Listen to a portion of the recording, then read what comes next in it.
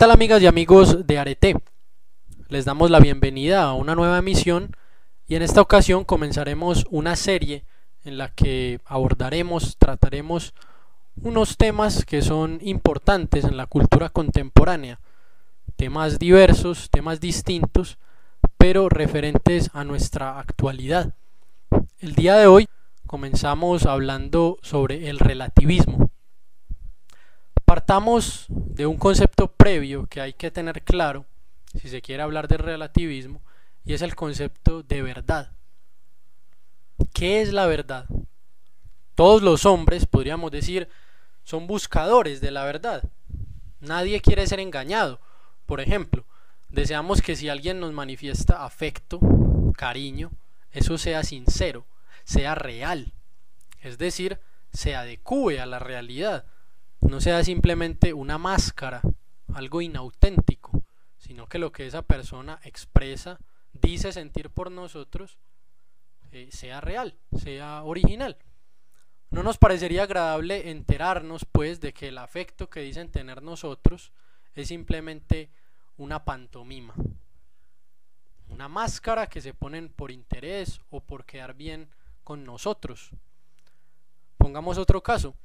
Siempre que le preguntamos algo a alguien, una dirección, un determinado dato histórico o científico, aquellas veces que nos hemos acercado, por ejemplo, a un especialista para averiguar sobre algún asunto, deseamos que su respuesta sea cierta, o por lo menos que él tenga la intención de ser veraz. Eso demuestra que en la vida real, en la cotidianidad, aceptamos la existencia de algo que es verdadero, cierto, y de algo que es falso, engañoso. Aceptamos que existe la realidad y no queremos lo irreal. Aceptamos entonces lo verdadero y lo falso. Hasta ahí eso es muy importante, ir a la realidad misma, ir a la práctica misma. Más que hacer un discurso teórico, filosófico sobre la verdad, vayamos a la vida. En la vida todos reconocemos que hay algo cierto, hay algo engañoso. Cualquier hombre sensato se inclina entonces siempre por la verdad. San Agustín decía muy sabiamente: he encontrado muchos que querían engañar, pero ninguno que quisiera dejarse engañar.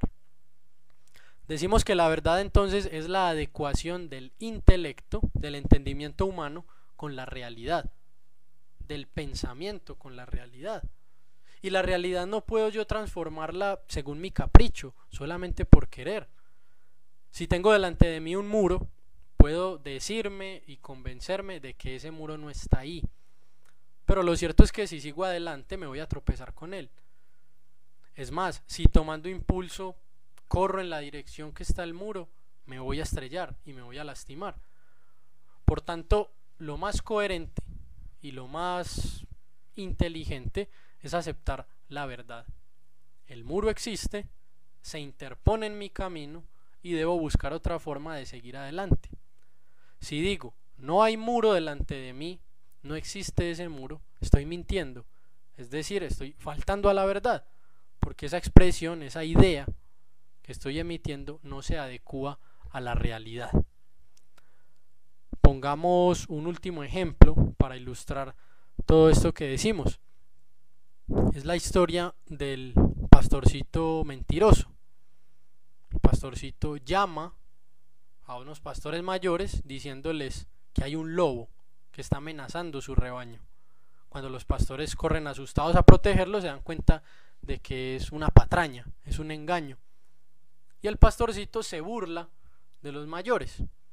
Esto lo hace un par de veces hasta que finalmente los pastores se cansan de que les mienta, de que se esté burlando de ellos, y simplemente el pastorcito vuelve a llamar, esta vez porque efectivamente sí ha aparecido un lobo, y los pastores ya no le hacen caso, lo ignoran, porque piensan que de nuevo los está engañando. Ahí está también presente el concepto de verdad. En el momento que él llamaba diciendo que había un lobo, estaba mintiendo, porque tal lobo no existía. Pero hubo un momento en que eso se hizo verdad, porque en la realidad la vida real se hizo concreta la aparición de un lobo que amenazaba el rebaño. Lamentablemente ya nadie le creyó porque estaban habituados, acostumbrados a que él les mintiera. El ingeniero que construye un puente, el arquitecto que dirige la construcción de un edificio, el médico que descubre una planta medicinal y a partir de ella desarrolla la cura de una enfermedad.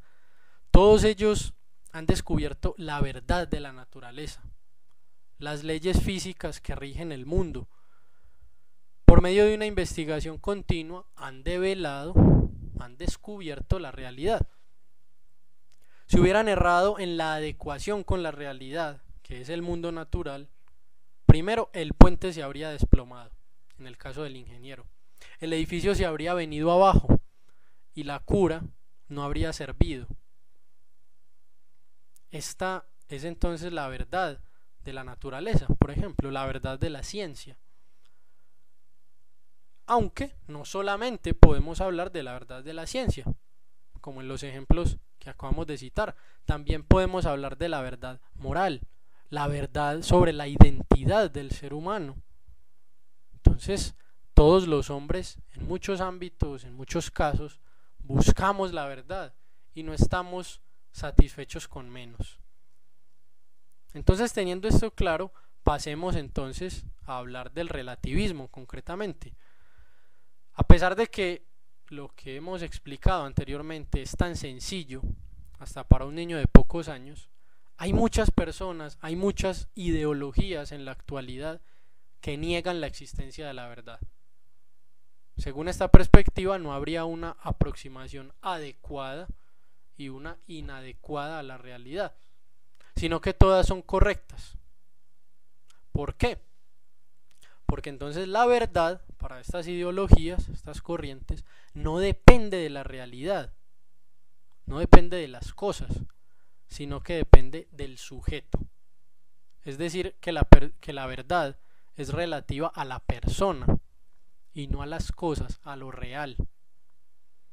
A esta doctrina, pues, que se ha dado en la historia de la filosofía, se le denomina relativismo y tiene su origen en un filósofo griego antiguo que se llamaba Protágoras.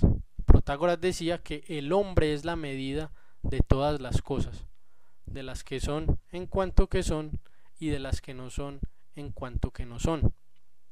Protágoras decía que cada quien tiene su versión de las cosas de acuerdo a las circunstancias en las que se encuentra y por eso no hay nada verdadero o falso, sino que todo es una opinión y ninguna opinión es mejor que otra o más cierta. Protágoras ponía el ejemplo de un hombre que prueba una sopa y le sabe salada, mientras que a otro hombre que puede estar enfermo le sabe dulce. Protágoras dice que la sopa no es salada ni dulce, sino que para los dos hombres tiene un sabor distinto y por lo tanto cada uno de ellos tiene la verdad. Esto es precisamente el relativismo, negar que las cosas sean algo independientemente del sujeto que las está conociendo. Protágoras pone entonces toda opinión al mismo nivel. Todo es doxa, la palabra griega para opinión, y nada es episteme, conocimiento cierto, verdadero. Así, si volvemos al ejemplo del muro que poníamos anteriormente, es verdad su existencia para quien lo ve, pero para quien no lo ve, diría un relativista, o le está dando la espalda, no es verdad que existe. Y según esta idea del relativismo podemos llegar al absurdo de afirmar que tiene tanta habilidad para construir un puente el ingeniero que un estudiante escolar, pues como no existe verdad sobre nada, las opiniones de cualquiera de los dos equivalen a lo mismo. Queridos amigos, hay que aclarar algo. Relativismo no es igual a perspectivismo. Es verdad que todos tenemos una perspectiva de las cosas, pero esa perspectiva no es absoluta, no se basta a sí misma. La tenemos que confrontar siempre con la realidad. Pongamos un ejemplo. Si yo estoy en la parte frontal de mi casa y otra persona está en la parte trasera, los dos vemos partes distintas de la casa. No tiene sentido que discutamos entonces quién tiene la verdad sobre la casa, pues los dos tienen una aproximación parcial, insuficiente, que necesita de lo que el otro está viendo. Ninguna de las dos visiones, de las dos perspectivas, es total sobre la casa. Son visiones subjetivas. Entonces, desde el perspectivismo, que cree en la realidad, que cree en la verdad, las dos personas podrían dialogar para compartir qué es lo que ven, pero el criterio va a ser siempre la casa. Esa es la realidad en ese ejemplo. El relativismo más bien diría que a cada quien le basta con la parte que ve y que esa es la verdad sobre la casa. No requiere entonces del diálogo con la otra persona. Analicemos qué es diferente. Una cosa es admitir las perspectivas, pero que necesitan siempre confrontarse con lo real, ponerse en diálogo para llegar al conocimiento de la verdad, y otra, la que afirma que simplemente a cada quien le basta con lo que entiende, con lo que ve, con lo que conoce, con lo que cree. El relativismo es absurdo en términos lógicos porque se niega a sí mismo, se contradice. Quien afirma la verdad depende de cada quien da ese juicio, está reconociendo con ese juicio lo que es totalmente contrario. Porque cuando dice la verdad depende de cada quien, está aceptando a aquel que afirma la verdad es absoluta y no depende de cada quien. Está aceptando lo contrario, es decir, aquello que anula su juicio. Si digo, por ejemplo, toda opinión es correcta, estoy aceptando la opinión del que afirma no toda opinión es correcta. ¿Cómo pueden coexistir los dos juicios si se anulan el uno al otro? Es imposible. ¿No es evidente entonces que el relativismo es un error del pensamiento, un error lógico? Lo más interesante es que cuando un relativista discute, la mayoría de las veces trata de explicar por qué está en lo cierto. Es decir, está explicando por qué el relativismo es la verdad. Pero si el relativismo niega la verdad, entonces está afirmando, y miremos qué absurdo es todo esto, está afirmando que la negación de la verdad es una verdad absoluta y que todos deberían aceptar el relativismo. Entonces, por favor, vayamos sensatamente a las cosas, analicemos lo que muchas veces decimos, pensamos, porque esta corriente de pensamiento que se está dando con mucha fuerza, sobre todo en los países del primer mundo, en términos lógicos es un error, pero más aún tiene consecuencias gravísimas a nivel moral, y es lo que vamos a ver en esta parte. Podemos entonces hablar de un relativismo noceológico. La noceología quiere decir pues la teoría sobre el conocimiento humano. Podemos hablar de un relativismo noceológico, es decir, el que se refiere al conocimiento de la verdad, pero derivado de este relativismo se da un relativismo de corte moral, que discute entonces sobre lo bueno y lo malo. Si el relativismo noceológico afirma que no hay verdad absoluta y la verdad la construye cada cual a su antojo, el relativismo moral sostiene que no hay ninguna acción buena o mala en sentido universal. Las acciones son buenas o malas según la persona que decide llevarlas a cabo, diría esta corriente relativista. ¿Es malo drogarse? Pues no es malo para quien se droga. ¿Es malo robar? Pues no es malo para quien roba. ¿Es malo matar? No para quien mata. Una idea del bien y el mal presupone o necesita antes una idea sobre el hombre. Es decir, la ética, la moral, necesita siempre una antropología, un concepto sobre el ser humano. Si de acuerdo al relativismo cada quien puede definir quién es el hombre a su antojo, pues también la idea de lo bueno y lo malo, la idea ética, es variable de persona a persona. No habría entonces posibilidad de algo bueno o malo para todos. De esta manera entonces, queridos amigos, los atentados del 11 de septiembre no son malos, ni son una ofensa a la dignidad humana, porque es que los terroristas tienen otra forma de pensar, distinta a la de nosotros, occidentales. Tampoco podemos decir que el pederasta, el pedófilo, que abusa de un niño, es un enfermo o trastornado, pues eso supone una idea de hombre universal, y según el relativismo no hay nada universal.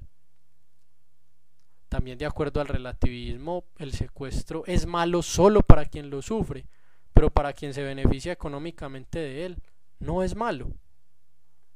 Son consecuencias de un relativismo moral. Pero si vamos de nuevo a la vida de todos los días, a la cotidianidad, nadie piensa así. Nadie se atrevería a vivir coherentemente con eso. Quizá lo puedan sostener en una discusión, pero si algún familiar suyo hubiera muerto en las Torres Gemelas, rechazaría el terrorismo. Si un pederasta abusara sexualmente de su hijo, lo demandaría y lucharía porque lo encierren. Y si secuestraran a su madre, a su padre, a un hermano, pediría que todo el peso de la ley cayera sobre los secuestradores. Ahí está reconociendo la existencia de la verdad, la existencia del bien y el mal. No seamos ingenuos. La realidad y la vida estrellan los discursos. Por eso, insistamos, hay que pensar antes de hablar. Queridos amigos, en el mundo de hoy hay una serie de ideologías que atentan contra el ser humano. El relativismo es una de ellas. La verdad sobre el hombre entonces tiene que ser defendida de muchos que pretenden destruirla. Busquemos la verdad, digámosla, gritémosla, pero siempre con caridad, con verdadera tolerancia y respeto hacia los otros. Y ser tolerantes no equivale a aceptar el relativismo, tampoco nos dejemos engañar. Ser tolerante equivale a escuchar, a aceptar las ideas del otro, pero no necesariamente darlas por válidas o ciertas. La tolerancia permite un ambiente de discusión, y la discusión tiene sentido si todos caminamos hacia la verdad, si buscamos la realidad. Ofrezcamos pues resistencia a esta cultura de muerte y ofrezcamos resistencia sobre todo a la dictadura del relativismo. Les agradecemos por su atención y los esperamos para una próxima emisión de Arete. Hasta pronto.